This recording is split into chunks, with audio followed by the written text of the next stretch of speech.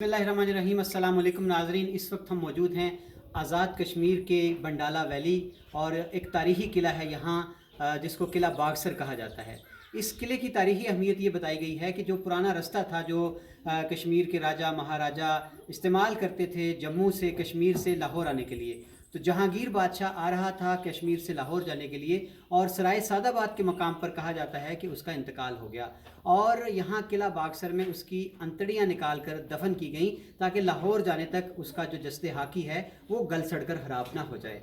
तो किला बागसर शिकस्त व रेख्त का शिकार है। इसकी सदर दरवाज़ा आपको दिखाई दे रहा होगा कैमरे की आंख से। तो ये देखें जो उस वक्त आर्किटेक्चर था पुराना मुग़लों के दौर में और जो जगह का इंतखाब किया जाता था वो बड़ा खूबसूरत होता था।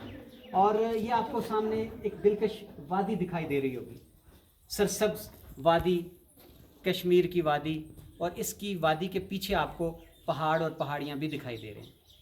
इस वादी के बारे में आपको बताते चलें कि ये जो खूनी लकीर है जो रेड क्लिफ एवार्ड की सूरत में इंसानों के बीच में खींचकर ख़ानदानों को भाइयों से जुदा कर दिया गया। ये वैली जो है सरसब्ज मकानात आपको दिखाई दे रहे हैं, ये बंडाला वैली कहलाती है और ये आज़ाद कश्मीर का हिस्सा है। और कैसी गैर मुनसिफाना तकसीम है, गैर इंसानी तकसीम है, गैर अखलाकी तकसीम है कि ये मकानों के बिल्कुल पीछे जो आपको ग्रीनरी दिखाई दे रही है और जो नाला है ये बॉर्डर है इस वक्त आज़ाद कश्मीर और भारतीय मकबूजा कश्मीर के बीच में। आपको जो पहाड़ी पीछे ऊंची पहाड़ी टेकरी दिखाई दे रही है ये तारीखी एतबार से रिच पहाड़ी कहलाती है।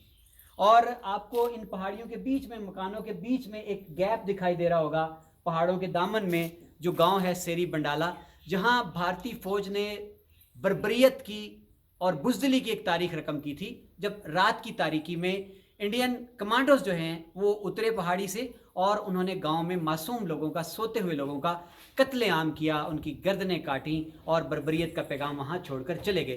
तो ये आपको दिखाना था तारीखी एतबार से, स्ट्रेटेजिक पॉइंट ऑफ व्यू से कि ये कश्मीर जो है इसके साथ क्या जुल्म किया गया अंग्रेज़ ने, राजों महाराजों ने मिलकर, और आजकल भारत का जो इस पे गासबाना कब्ज़ा है। आप देख रहे होंगे कि बाबा कौम कायद-ए-आज़म मोहम्मद अली जिन्ना ने क्यों इसको हमारी शारक करार दिया और आज हमारी ये शारक पंजा इस्तबदाद में है भारत के।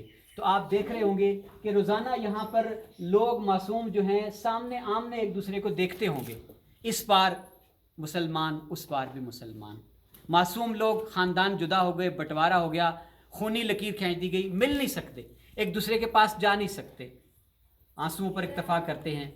तो मैं उम्मीद करता हूं कि आपको आज थोड़ा सा जो हमने एक झलक दिखाई है मकबूजा वैली की, आज़ाद कश्मीर की, बंडाला वैली की, और जो तारीखी किला है बागसर, ये काविश आपको पसंद आई होगी।